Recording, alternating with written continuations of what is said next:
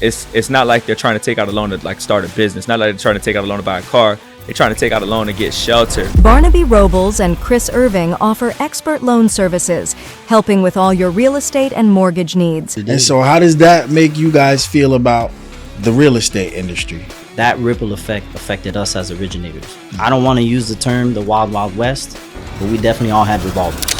The challenge is prices continue to go up. Rates have stayed up. Wages have stayed low. You know, how do you interact with veterans?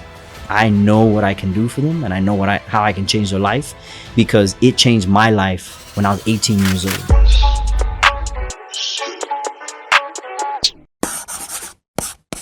Welcome to another episode of Attractive Mindset. Listen, today's guests taking over the entire mortgage game. Yes, we talking homes. Listen, he's right here. They're in your backyard, South Florida. What's up? I'm gonna let them tell you a little bit more about themselves. We got B and C in the building. All right, so my name is Barnaby Robles, but I typically go by B. As you can see, Barnaby's not the easiest name to say. But I'm a branch manager with Loan Depot here in South Florida. My office is actually in Plantation, but we have offices throughout Miami and throughout South Florida. And my job is not just to help people purchase, but to also coach, mentor, and help my loan officers close their loans. See? Yep. My name is Chris Irving. I'm a mortgage loan originator with Loan Depot as well. Been doing mortgages about 5 years. One thing about me, what I try to tell people, you know, you can come and apply for a mortgage if you thought so, but I help people get mortgage solutions. So whatever real estate problem they have or whatever they're trying to achieve, I try to make sure I can get a game plan, because there's thousands of mortgage products out there. So I try to communicate the mortgage product into their language so that they can make a professional decision. So that's me. Okay, that's fire. You know, I was about to say, I've never heard of Loan Depot before, but I also don't have a house. So that could be why, you know.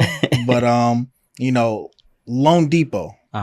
Yeah, this is a company y'all created? No, so Loan Depot is one of the top 5 lenders in the country. Okay. Right? So if you're watching this and you're tuning in, the next time you drive by where the Miami Marlins play, and you're like, damn, I haven't been to a game in like 5 years because they keep trading away all the good players. Next time, notice Loan Depot Park. So we're the official mortgage provider of Major League Baseball. Fire. And we have the naming rights to the Miami Marlins Park. So we're a large company and we represent that company. But locally, obviously, we represent ourselves, because we got to sell ourselves more than we have to sell Loan Depot. Nah, right? absolutely. It just helps a lot. You know, you said a gem with that just now. We have to sell ourselves more. Right. And so in being in business, how essential is it for you to grow your NIL essentially alongside with what you do? Yeah. Well, I would say it all starts and ends with the consumer. I think for us, our biggest challenge compared to, let's say, a loan officer that may work at a bank, or a loan officer that may work inside of a real estate company, or a loan officer that gets leads from online, is we have to self-source, right? We got to find our own business. We got to go out there. We got to create relationships. Most people think the most common place to start is with realtors or real estate professionals. But the reality is, man, you can get business from anywhere. You can get business from accountants. You can get business from the guy that does maintenance in the building you live in. You can get business from, you know, just about anybody that's out there. So for me, any other person is a center of influence, whether they own real estate or they don't. What I want them to do is the next time they're at a barbecue or they're sitting down with someone and they say, man, I'm going through this process right now, buying a house.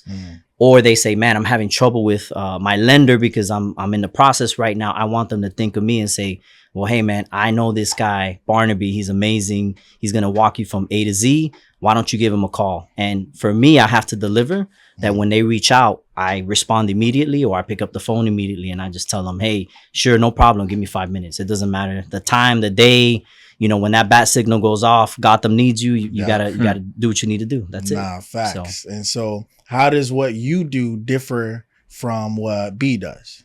Yeah, so B's been in the industry a lot longer than I have. I'm about 5 years in. I actually came to Loan Depot more recently, and I would say Loan Depot mortgage loan originators come in all shapes and sizes. So with what he said, it also wants to point out that there are thousands of mortgage products. There's literally thousands, and then also what you said in the beginning, like. In the beginning, you were saying that you don't have a house yet, or you don't even know what Loan Depot is yet. But when people are looking to buy a house, for some reason, the first thing that they do is they're going to reach out to the realtor, which the industry has taught it that way, but they got to get pre-approved. So the realtor doesn't come with the money, you know, so they got to know how to get the money. And it's different when it comes to if you're applying for debt. After 2008, there's been a lot of rules and regulations that had gotten put in place. So because of that, there's an unspoken language that we speak. And how I differentiate from him is the way we communicate. You know, he has a method of what he has to go with everything, and so do I.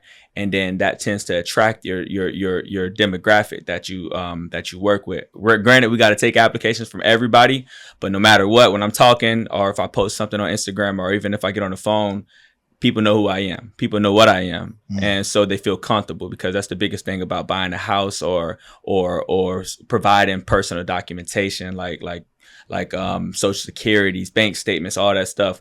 If you talking to a person that you just don't feel comfortable with, you might not do the process with them. You know, they're already scared to buy a house anyway. It's a 30-year debt. So we all come in different shapes and sizes. There's certain types of mortgage lenders that do certain things. And when I came to Loan Depot, that was one of the biggest things. They have so many options that just a large, wide demographic of mortgage loan originators can come here, and they can bring their demographic of clientele that they market to. So that's how we differentiate. We can be right next door to each other and have no competition in business. So I get to learn a lot from a guy that has so much experience, and then he's seeing because I got in the industry about 5 years ago. So he's seeing like what he's getting from how I was able to, start to have gain success in clientele.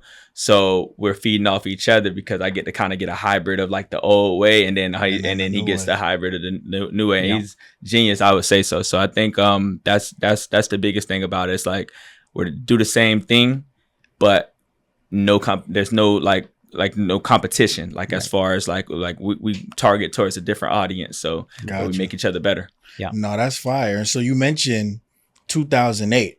And so now it's 2024, but we all know history has tendency to repeat itself in a certain kind of way. Yeah. And I want to say last week we just dealt with some crazy market stuff. Yes, we did. And so how does that make you guys feel about the real estate industry? So I've told him, and I tell anyone who's willing to listen, that real estate is like the ocean, right? Anytime you drop something into the ocean, no matter how big or small it is, it creates a ripple effect, right? So when the industry went through the changes that it went through in 2008, that ripple effect affected us as originators. I don't want to use the term the wild, wild west, but we definitely all had revolvers, right? Yeah. And so the industry went through a dramatic change. It changed the way we were compensated. It changed the way we did business. It changed the way we dealt with people.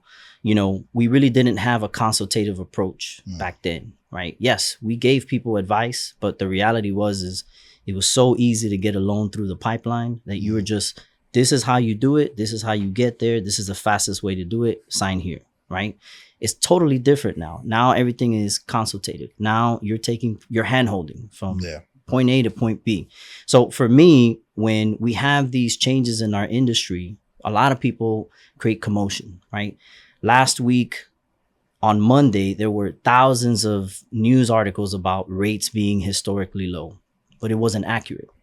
But for people like me, we had a phone call that Monday morning. I say, hey, it may not necessarily be true, but this creates conversation. This created a ripple effect. Go out there and ride that wave. Go out there and have conversations with people. Find out how they feel about the rates. Maybe you have some old pre-approvals or some realtors that you have been working with that they were on the fence at 7%. Rates are 6.5% today. Reach out, see if that creates some business for you. So for me, it's just another day in the office. For other people, it's something completely different. It's panic in some cases. And then for other folks, they kind of use that to create what I call an engine of misinformation. And you see a lot of that on social media, folks who will say, hey, rates are 5% today, right? And I don't need to tell you how I feel about that. They're not even supposed to be saying that. Right, exactly. So, but for me, I like to reach out to people, say, hey, there's a lot of commotion about what's going on right now in the markets. Let me know if you have a few minutes to check in. I'd love to educate you. I'd love to give you some pointers. So if you have a customer that's on the fence, this is how you can handle that conversation. Just keep it simple. Everything moves forward. Got it. So, again, excuse my ignorance because I don't have a house, but when interest rates are lower, does that affect the person selling it? Not necessarily, but here's what I will say about interest rates. Interest rates, especially in the environment that we're in and the market that we're in, right? It's I'm not going to use the word unaffordable. A lot of people will say we live in an unaffordable market. Those people have never tried to buy a house in other states like California and New York, where a 3-bedroom, 2-bath is $1 million or more, right? Our market is still relatively affordable. The challenge is prices continue to go up. Rates have stayed up. Wages have stayed low. So people have to get creative on how they finance now, right? The number 2 challenges that if you look at anything online as far as what makes it difficult for people to buy, they will say it's access to credit and access to the funds to purchase. It's not affordability. Because if you're okay with the fact that your mortgage payment is going to be $4,000, $5,000, but we can get you down payment assistance, we can get you grant money to purchase the house, maybe you're willing to listen, right? So when rates come down, what happens is you get a flood of buyers. They're not necessarily qualified, but you get a flood of buyers that come into the market. They start to create more competition with the little bit of inventory that there is available. And so for sellers, this creates what we typically refer to as a seller's market, where the seller gets to pick and choose who they want to sell their house to, Gotcha. right? When you don't have that competition and there's less and less people buying, then that creates a buyer's market where now the buyer can go to the seller and say, hey, you're selling your house for $550, but I'm going to offer you $530. I'm going to ask for a seller credit of $5,000, $6,000, whatever the case may be. And if the appraisal doesn't come through, I'll pull out of the deal. I don't want, I want 10-day inspection period, and sellers are willing to entertain it right now because rates are high. So the pool of qualified buyers is very small. Once rates start to come back down, that pool is going to get a lot bigger of people that are out there. Now the seller is going to have all the leverage. So that's kind of that effect that we're looking for. Okay. And you could go into Zillow right now and see price cut on all these listings, because that's just the market. There's not enough qualified people. That'll change once rates come down. Okay. And so y'all can do this for, because this sounds super familiar. That we had Business Builder Bees come on, and he does M&A. And so y'all can do this for commercial buildings as well? So we can, you can have a commercial license, but a lot of times what we'll have is, let's say a commercial mortgage company will reach out to us and say, if somebody's looking to work in commercial, we can refer them. So, but they have it's sort of, I would say we have a loan that honestly just came out. So if you're familiar with the commercial, they've always did like a loan where it's, they'll look at the rent rolls based on that. And then that's how they determine what the maximum mortgage payment, maximum loan amount they can get. Gotcha. We call that DSCR, debt service coverage ratio. So we got that loan in there, and basically allows somebody, like, let's say you have somebody that's looking to buy a residential property. They don't have any tax returns. They don't have any form of way of like verifying income, because most people think you got to verify taxes to buy a house. So we tell them like, no, where if you're investing, you're able to buy this house. You got to put a specific number down depending on the mortgage company you're going through. And then you don't have to provide any income documentation. We just got to get some type of lease agreement on that property, or we can do a 1007, a appraisal report, where the appraiser will go out there and do the comps on not only the homes that sold in that area, but he's going to look at the comps of the rentals that have been around the area. And as long as, some loan companies even do less, but for the most part, as long as that rent, sorry, hit the mic, as long as that rent is at least $1 higher than that mortgage payment, you can buy a house. You can buy the house with not one income documentation. You can be a person that, hey, I'm all cash. I don't do anything. And so similar to commercial. So, I mean, if somebody's looking for a commercial loan and wants to reach out to, we can do as much as try to like get an interview and figure out what they're trying to do. And then we'll refer. There's an outlet for it. So I try to tell everybody, hey, if there's a real estate need, I got money for it. You just gotta tell me what you're trying to do, and I'll go find it. Because if we can't do the loan here at Loan Depot, we have the ability to use other venues and broker it out. Right. So that's what it would differentiate when it comes to like different mortgage loan companies, because man, there's millions of mortgage companies out there. You just got to find the one that's all about the loan originator you're working with to help communicate to you, because like a lot of people want to be Google warriors and Google all these things. Oh, you can do this, but like we were joking about in the office, and like you have to have a license to even talk to an underwriter. So I tell people, if you haven't even spoken to an underwriter before, this mortgage process is a little different. But I can be your communication. I can communicate it to you. So that's what makes us unique in this high volatile climate we're in this economy. Nah, that's fire. And so when, how do you interact with veterans? Ooh, veterans. Well, he's a veteran too, so Yeah. Okay. I know you. Let me get like 2 seconds. I know you're excited about this. He's a veteran, but veterans, those are my favorite. Favorite clients. They can buy a house 100% financing.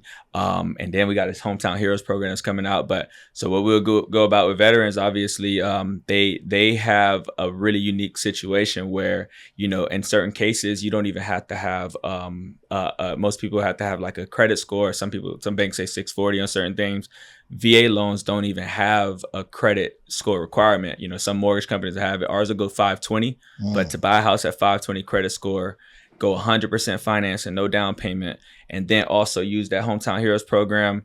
That's another down payment assistance that's going to give them 5% towards the 5% of the loan amount of down payment assistance. For that, this veteran can buy a house literally with only having had paid escrow deposit. Yeah. Wow. It's crazy. Nothing. And then they get a duplex. Veterans, I get how I'll let you share that. But veterans, I love doing VA loans. Yeah. So I served in the Navy for almost 9 years. I was in the Marine Corps for 5. Were you? Who? Okay. All right. Where's your crayon set, man? You forgot it? Just kidding, man. So it's actually in the drawer. Yeah. So yeah, man, I was in the Navy for almost 9 years. I was on, and this is the connection I made with Chris from the beginning. So I served on a submarine, nuclear submarine, the USS Wyoming. Chris went to college in Wyoming, and I learned so much, man, about discipline. Right? I learned so much about just waking up every day, not complaining, and just putting your head down and working, grinding. Right? So for me, I have the unique perspective of when I talk to a veteran, I already know that they don't want to hear a pitch. Yeah. Right. We seem to have this like radar, this filter where we can, like a BS radar. We already know when someone is full of it. So when I talk to veterans, a lot of times I'll start out simply by just telling them, hey man, so you're looking to do a VA loan. Tell me about your military experience first. And that just like brings down this wall. Yep. Right. And I already know how to talk to all the different services, like the Navy guys. Okay, what kind of ship you were on? And so if a guy tells me, oh, I was on the surface, I was on a carrier, I was like, oh, okay, well, I was in the real Navy. I was submarines. Yeah. We always have that banter, right? Yeah. So, and that kind of just breaks it down. And it's like, hey, you're one of my people, right? And I was like, okay, so look, man, do you know the basics about it? I always run them down to basics. You don't have to put any money down. All you have to cover is closing costs and prepaids. We have programs that we can put you into, so you don't even have to worry about that, right? Let's see what we can do for you now, right? And then let's see if it's something that makes sense, right? So depending on the veteran, depending on scores, we kind of like navigate what's the best route to go. And a lot of veterans never really think about, right? Because you got to think, we used to wake up every day. We were told what time to get up. We were told what uniform to wear. We were told where to sit, where to stand, and what to do. All right. We never thought of ourselves a lot of times as being investors, being landlords, being wealth creators. And most veterans don't even know that you can take a VA loan and purchase a multifamily unit. They have no idea. They have no idea that you can do 100% financing on a fourplex. Sheesh. Right? So it's all these different things that are out there that they don't know about. And I'll say, okay, so you're looking at single family, just so you know, this is also available. If a veteran has a disability rating of 10% or more, they don't even have to worry about paying what's called a funding fee. A funding fee is standard and mandatory on any government loan that you get. VA, FHA, USDA. On VA, it's 2% for first time use. It's like 3% for second time use. If they have 10% disability rating or higher, that's $14,000, $15,000 in closing costs saved. Wow. And it's so bad that so many lenders charge that to veterans for years that they had to create a program to refund them back. Because the mortgage companies didn't even know that they didn't have to pay for it. So I start just with, oh, you got this, I could do this for you. Oh, you got 10% disability rating? Great. I could do this for you. When you start to do that, you're no longer a mortgage loan originator. You're no longer even a consultant. You're empowering people with knowledge, with power. Like, damn, I didn't even know I can do all these things. That's it. You have a customer for life, and you have someone that's going to come back every single time they want to buy, they want to refinance, doesn't matter. So for me, I get excited whenever I hear the word veteran, because I know what I can do for them, and I know how I can change their life, because it changed my life when I was 18 years old. I bought my first real estate when I was 18 years old. Damn. So for me to go back and look at that entire journey and see people, like I met a guy the other day, came to the office. It was a Friday afternoon. I remember, yeah. Yeah. Never used his VA loan before. Guy's 50 something years old. All 3 of his kids are in the military. And I'm like, man, I could get you into a house. I could do this for you. I can get you down payment assistance. Man, he walked out of there. I gave him his marching orders. I said, you got your orders.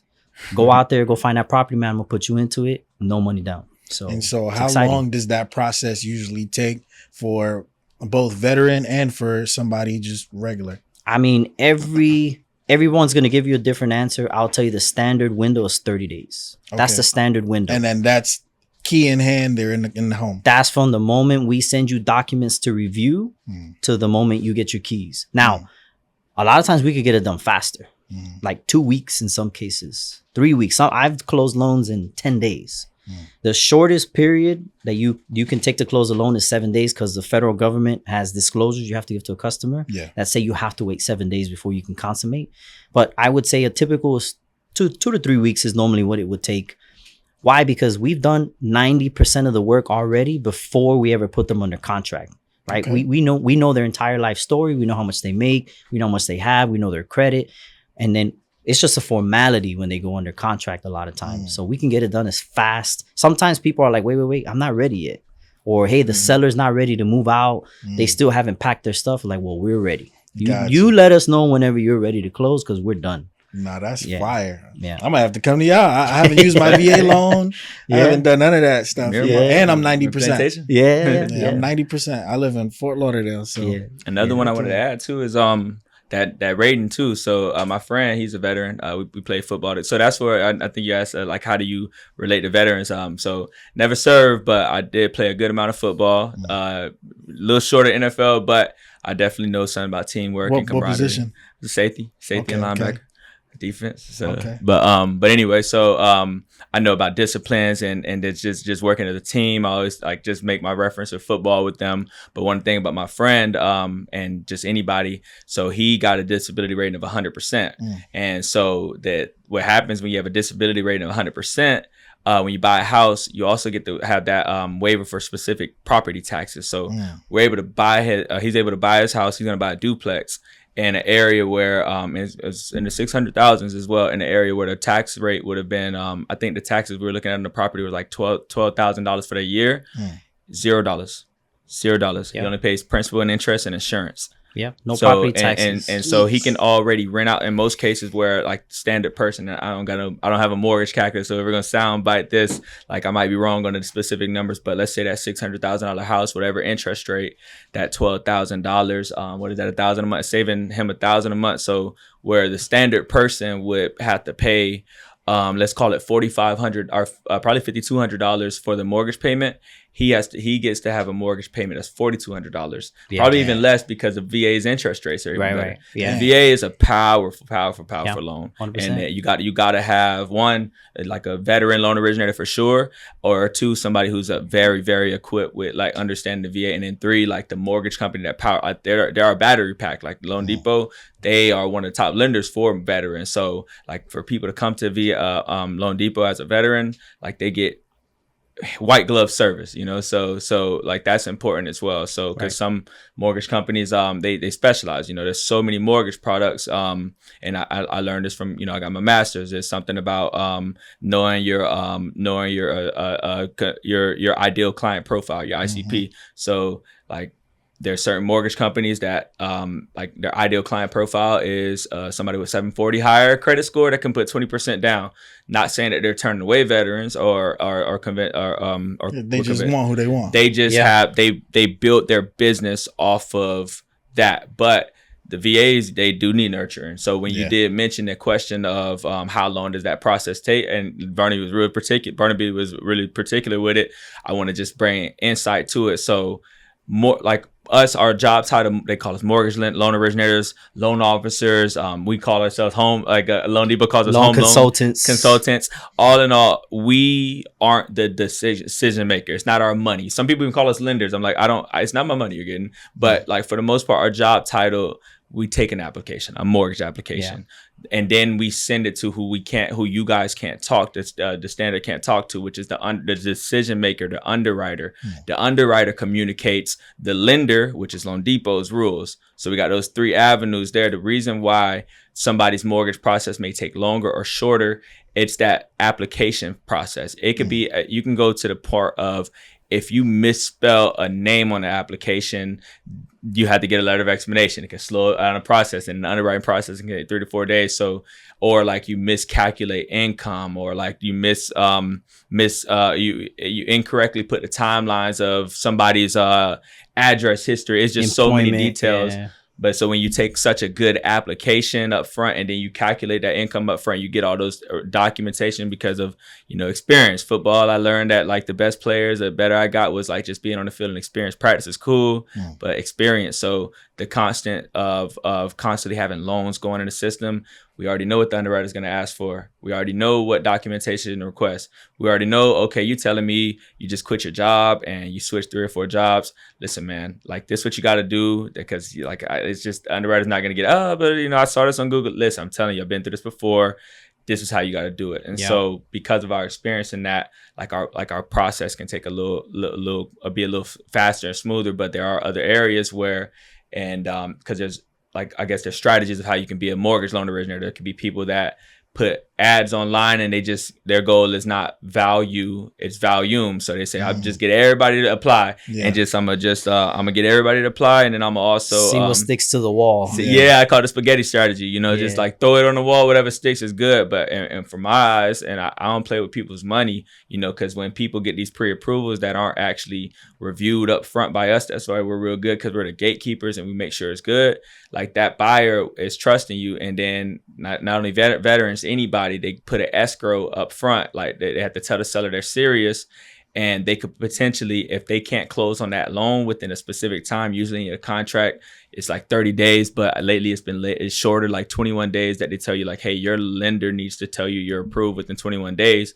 That loan originator would do all the work on week 2 or something like that, and then find out, hey, you got a late payment on your mortgage. You can't buy a house for 12 months. And it's like, now you're scrambling around. You done already packed up your rental, all that good stuff. And then not only are you risking your $5,000, especially if you're, husband-wife situation, people risk their marriage on certain things like that. So because it's so serious, because you're not just getting a credit card from us. We helping you get access to be able to get the money to buy your house. You know what I'm saying? People be moving. People quit their job, relocate with the thought process that they were able to qualify for this house, and then that mortgage loan originator, they don't do it in the beginning. They go through the process. They basically learn how to play the game while they're playing the game, So we are very, very serious on the initial process. So that's why that's what differentiates different loan originators, and also what process could be so much longer as well, because I might tell somebody, hey,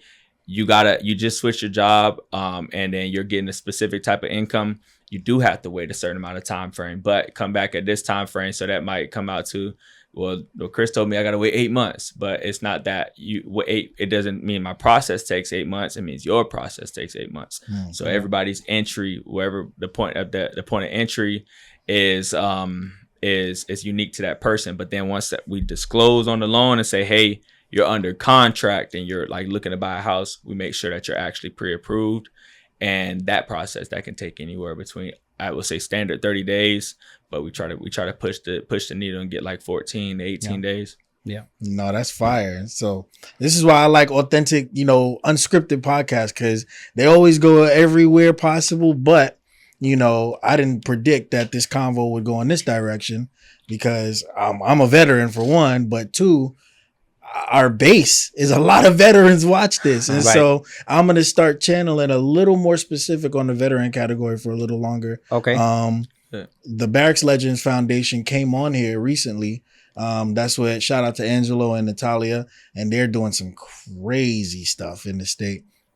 But even just from me alone, the people that I got out with, some that are here, some just everywhere, they haven't even used their VA loan yet. Yeah. And I just finished having, like, I shit you not, like 4 conversations where I was like, yo, you used your VA loan yet? They're like, no, you? I was like, no. And they're like, oh, okay, cool. And then we just left the conversation at that because we don't know how. Right. And so I'm actually going to go speak at a conference in November, the Barracks Legends Foundation conference. And so they're doing it for all the veterans. It's going to be a big event. You should actually come out. It's going to be in Tampa. Okay. So the question that I have is, if the veterans credit is not good, because I heard you mention you don't even need credit earlier. So they don't, like VA doesn't set a credit score. Okay. The lender They leave does. it to the lender. The lender is Got the it, one yeah. that sets kind of like the overlays, the word we use in our industry. Got it. For anything that isn't in the guideline that the lender or the investor that they sell to says this is the rule that we're going to put into place. It's called an overlay. Okay. So what I would say, let's start with the problem of just knowing about the program. Mm-hmm. I think the statistic is 33% of veterans don't even know that the VA home loan exists.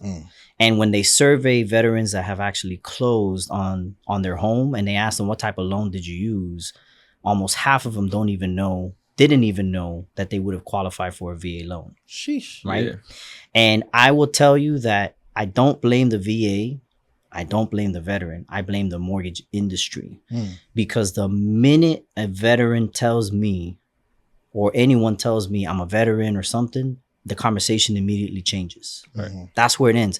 I'll tell you, for me, the trigger even is if I run credit on someone and I see Navy Federal. I'm like, wait a minute, I see Navy Federal. How are you related to the military? Yeah. You have to be related somehow.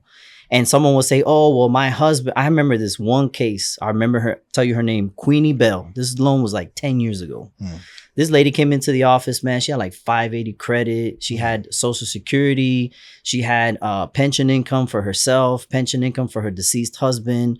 There was nothing I could do for her really because she didn't have any money. Yeah. So I'm like looking at her situation. I'm like, man, I really want to help you, but I just don't know how I can. And I was like, let me sleep on your loan. Let me see if there's something else that I could think about. I went through her credit report and I saw Navy Federal. I remember I called this lady like at 12 o'clock at night. And I said, Queenie. And she's like, who's this? I'm like, this is Barnaby. Who? Barnaby. Remember you came to my office. He's like, why the hell are you calling me at this time? I said, what? I see Navy Federal on your credit report. Why do you have Navy Federal? Oh, my husband was in the military. How long ago was your husband in the military? Oh, he was in the military this long ago. Okay. I need his information. I was able to pull his information, and the gentleman had passed away from a service-connected disability. Damn. As the unmarried spouse of a veteran who passed away from a service-connected disability, she was eligible now for a VA loan. Wow. But I So- haven't served. Conversation changed completely, and the beauty about the VA loan is what he said. Credit isn't the only factor, right?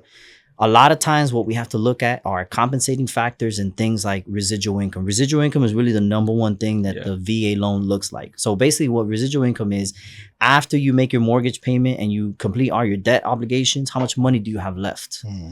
She had plenty of residual income. Her credit wasn't the best, but most of her credit situations were medical collection related. It wasn't like the lady wasn't paying her bills on time. Yeah. It was just she would get a medical bill, come in the mail. She probably didn't check it. It probably went into collections, and that's really all it was. Got it. So I said, listen, I can't guarantee you nothing, but I'm going to submit your loan. I'm going to see if we could pull this one through. And I submitted her loan. I submitted everything, and they approved it. And she was able to close. We were able to tell the seller, hey, this lady only needs like $5,000, $6,000 credit to make it work. The realtor is willing to give a piece. Are you willing to give a piece? And the seller, his dad or someone in his family was in the military, and he said, for a veteran, anything. This lady brought nothing to the table. And it's uncommon because on almost every real estate transaction, you have to bring an earnest money deposit, which is kind of like skin in the game. Yeah. You have to put money down with the title company.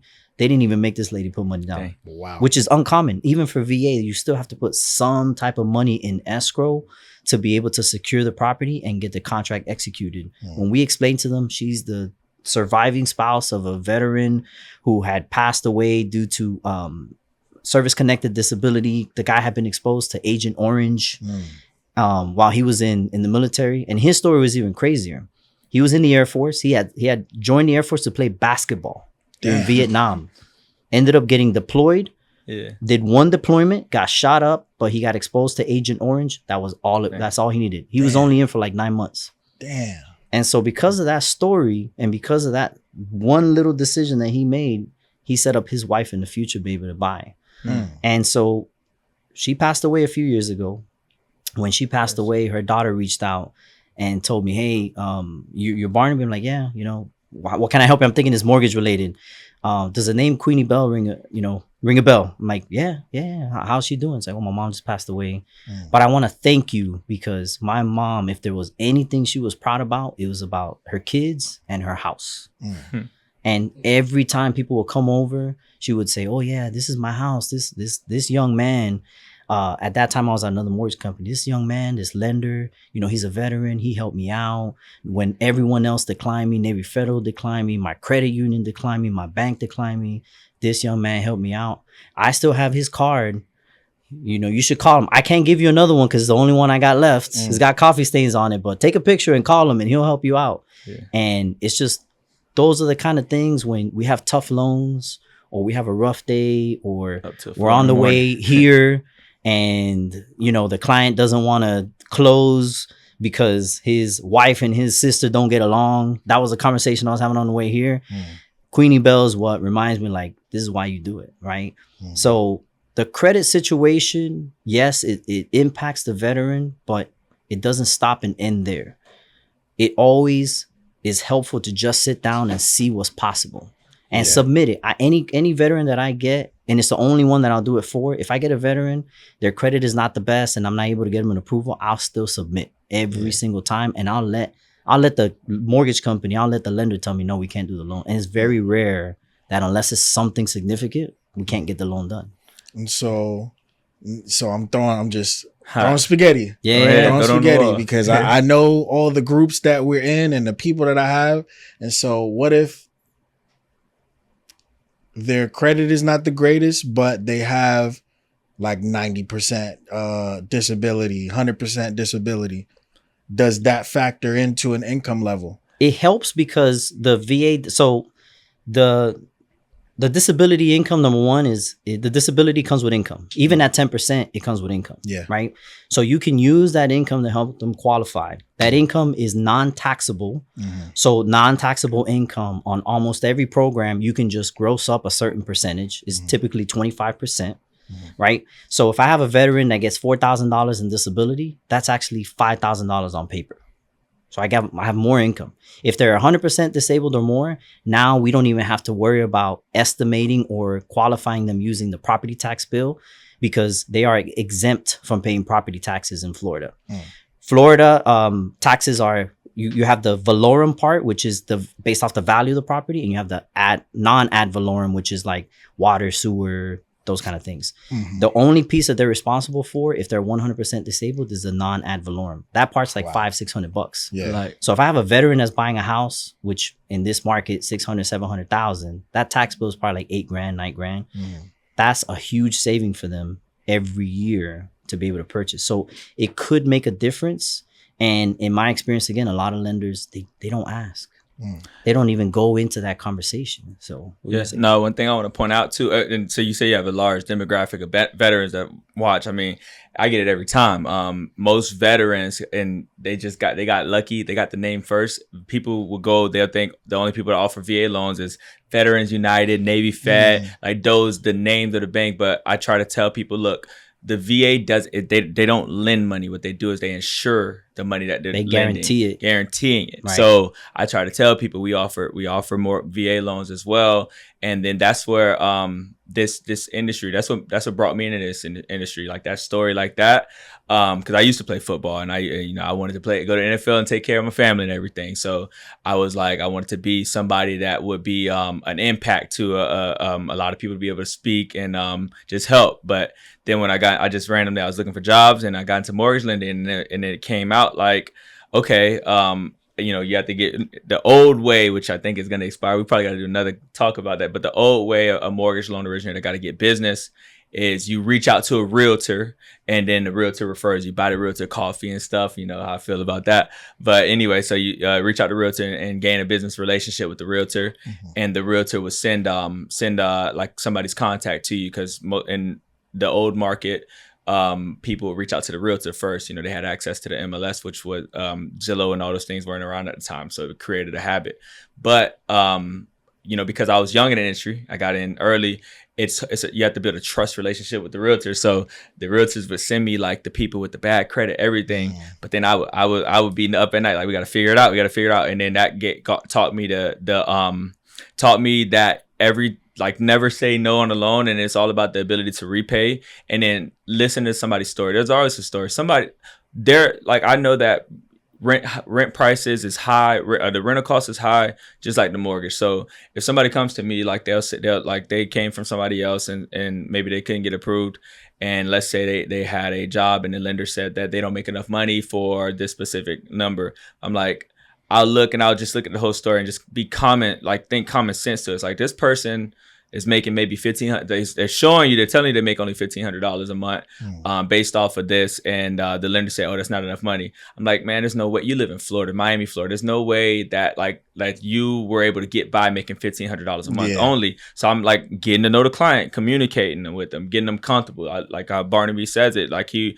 would ask them right away, like, how long do you serve, or like ask them questions about the service to get people comfortable, because you don't know what question that you might ask that might help you save the deal or actually get them approved. So you have somebody that tells you, oh, I only make $1,500, but I get child support. I done seen people get child support $1,600 like a month. I get child support, and then I get it for each of my children. And then, okay, they don't even know we can use child support as a form of income. Wow. So Section 8 income, food Section 8, stamps. food stamp, all of those things. So, and where me, I'm in the industry, I'm in a field where it's like, it's 100% commission. So we got to go and get our business. And I'm like, man, I just stopped.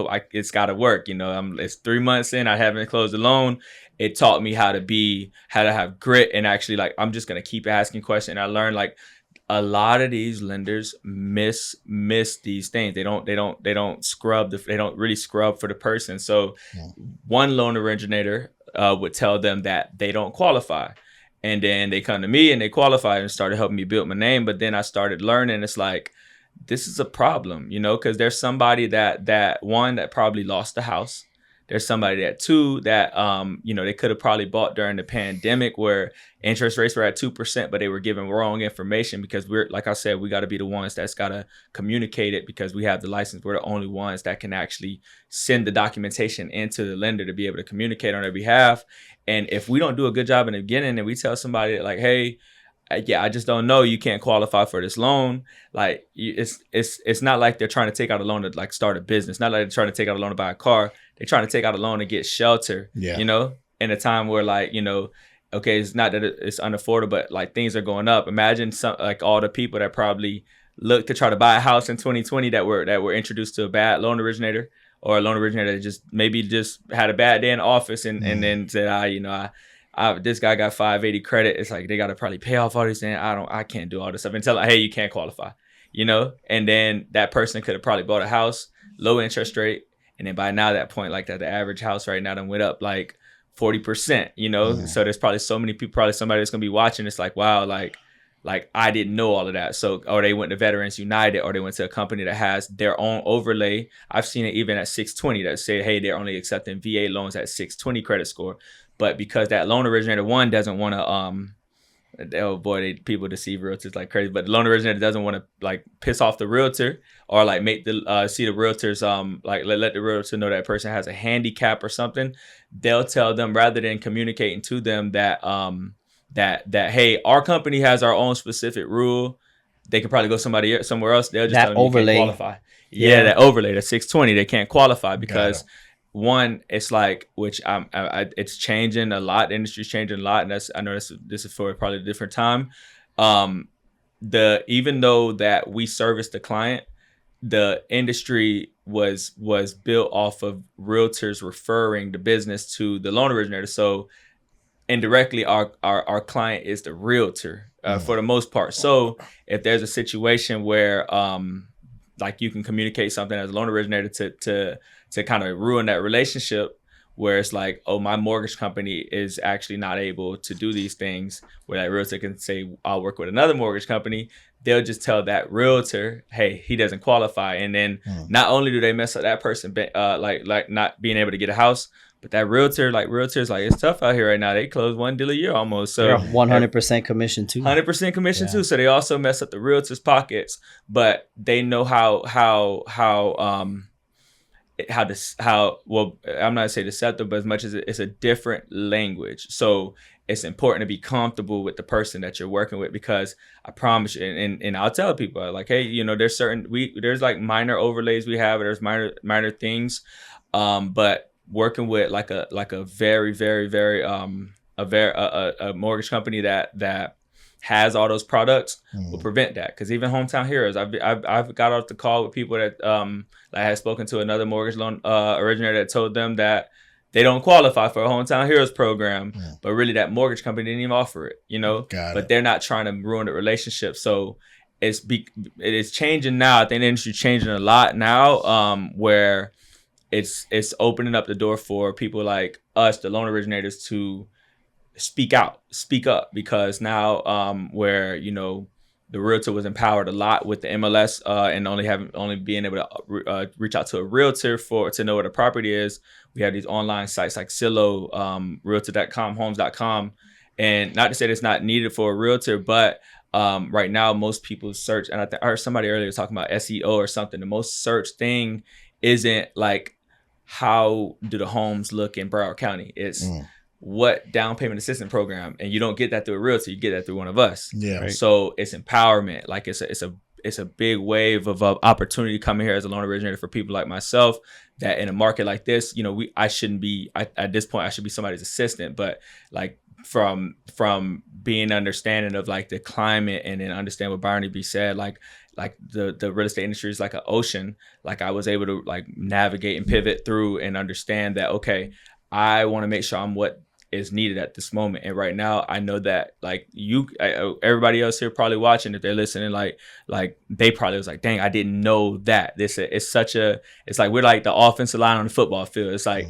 nobody know you need it until you're gone, Facts. So or till you have a bad offensive line. So and it's starting to change because obviously with the where the economy's at, and then the wave of foreclosures and whatever's going to come, like it's starting to where people say, hey, I can buy a house, but I racked up a lot of credit card debt, so I need help with down payment. So there's so many down payment. Not only Hometown Heroes, we got Broward County gives up people up to $80,000 of down payment assistance. Sheesh. Miami go crazy. Miami give people like $100,000, and Miami's $115,000. Yeah. in Miami, and even in unincorporated Miami, is a program out there that does 115. That we at Loan Depot were one of the few lenders that even offer it. Right. Damn.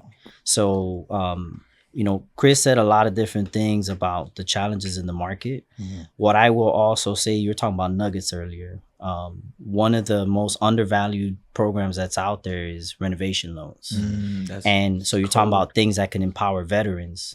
Veterans don't even know that, one, the VA loan exists, and veterans don't even know that, two, you can do a renovation loan as a VA loan, and you can do 100% financing. That's crazy. They don't even know that. I didn't even know that. Like it's like, think about what you said. I'm gonna let you hold that, but think about what you said. Like you sound, you guys are entrepreneurs in here.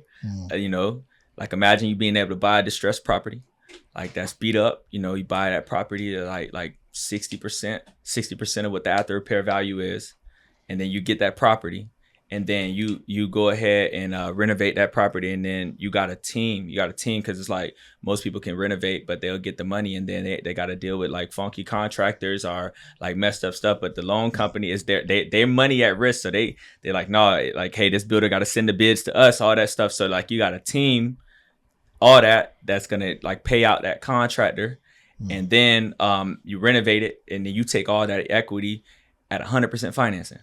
And big lenders, it's crazy. The big lenders like Veterans United, Navy Federal, if you call them, it's like that Dave Chappelle joke with like, hello, I got 4, hello. Like they hung up the phone on them. It's the same thing with VA, is with veterans and with renovation loans and with down payment assistance. You call Navy Federal right now and say, hey, I'm looking for a renovation loan. They don't know what language you speak. Damn, you call that's Veterans crazy. United. That Veterans United is the #1 lender for veterans. They wouldn't be able to help you They either. would have first. They just picked the name first. Yeah, they got. they can't help you. They can't help first. you either. Meanwhile, for us, we'll get a realtor that'll say, this is how it normally starts. A realtor will call and say, hey, I got a deal where the inspection came back with a bad roof. Do you have a loan product for bad roofs? I'm like, yeah, I do. It's called a renovation loan. So that's how you think outside the box. Going back to conversation about seeing Navy Federal on a person's credit report and pivoting that to VA, the same thing is true when it comes to that. There's tons of opportunity. A lot of people just don't know what that opportunity looks like and how they can leverage it. That's why I try to tell people. Go ahead. My last question would be, and it can go for both sides, honestly. Does co-signing increase your chance? For one, can you even co-sign? Yeah. And if you do co-sign, does it have to be a spouse? I hate the word cosign. Yeah. I hate it. There's no such thing as cosign. And I'll explain to you why. When you put your name on a debt, and this is more of a credit definition than anything else, right? Not necessarily mortgage, but if you put your name on a debt, you are just as responsible as the person that you signed with. Right? We use the word cosign a lot of times to make it sound like you're just there just in there to lend your credit. Yeah. You're not. You're just as responsible as the other person. Got it. So yes, you can cosign, but the term really that we use is co-borrower. You are co-borrowing that debt, right? The typical co-borrower is someone else's spouse, right? A lot of times that's how it is. But you can also buy with like a sister or a brother or a mom or a dad. Now, if the person's intent is to not live in the property and pay the mortgage, they are what's called a non-occupant co-borrower. Got it. The word cosigner, I really don't like the use of it, and I hear it all the time because people will say, well, I'm just a cosigner. Well, you do know that if your brother stops paying that mortgage, It's going to you. that's going on your credit report too. That's your mortgage late. So I want to be clear that you understand the impact of this, right? Yeah. And so a lot of times what happens, and I see it a lot in South Florida, a conversation I had this morning, and it's always the same way. I'll run credit. I'll see two car payments. Unless you run a fleet of vehicles for some sort of transportation business, that normally means one car is theirs, the other car is someone else's. Yeah. So I'll say, hey, I see 2 cars on your credit report. Oh, I'm just a cosigner. My sister had to buy a car and I helped her. Okay.